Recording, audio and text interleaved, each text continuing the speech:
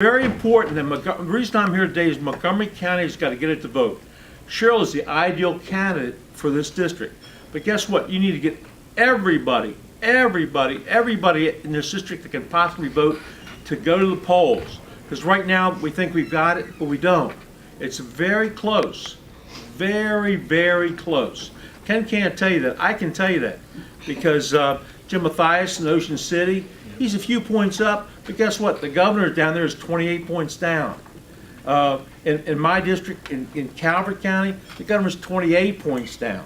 You know what I mean? So Martin O'Malley's numbers are 64% unfavorable in Baltimore County. 64% unfavorable in Baltimore County. People, gas tax, sales tax, income tax, the rain tax. I mean, I'm just trying to tell you, this is what we're up against, folks, right now. So thank God that Cheryl's here. She's going to espouse your views, our views, things that we want to happen, need to happen. But unless we get everybody possible to the polls to vote, a brown almond ticket is not going to be there. You can do it. We can do it. Come together, stay together, make it happen. I'm here to tell you, it's going to happen only because we're all together on this, but it's going to be very close. It's going to be very close. Montgomery County's got to come in big time. Prince George's County's going to come in big time. Baltimore City's going to have to come in big time. But guess what? Because of a June primary, all the signs are down. They've won. People are gone home. Okay? You know, unless the signs come back up, people get energized, what have you, we're going to lose. You know, before in the past, it's always been September to November, just 8 weeks. But now it's got months and months and months. So this is crunch time. You know, I feel like the Grinch, but it's a fact of life. I see the polls. I'm doing the polls.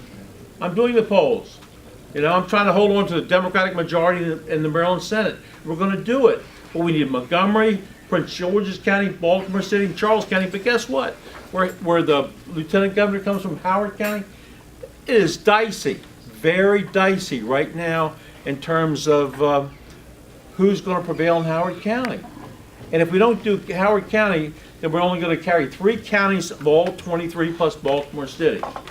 You know? So that's what we're up against. If you want a progressive agenda, if you want the state of Maryland to continue to move forward, then you got to make sure every single person comes out to vote on November 6th? 4th, yeah. 4th. Dicey times. The Republicans can vote on November 6th. Yeah. Well, what happened is here's the bottom line. Here's the bottom line. People got ticked off with George Bush. Okay, that's fine. Got ticked off George Bush, and they've stayed ticked off since that time.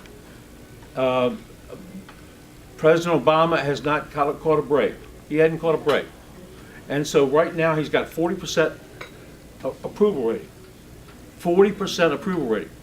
And anytime a president has 50% or less approval rating, you lose 40 people or less in Congress. Well, guess what?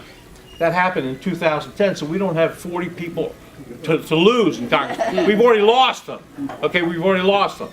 Okay, so now they're going to go through the state legislatures and the governors and the presidents of the Senate, the speakers of the House, and what have you, around the country. So, in a positive way, let me just say this: we're not going to lose.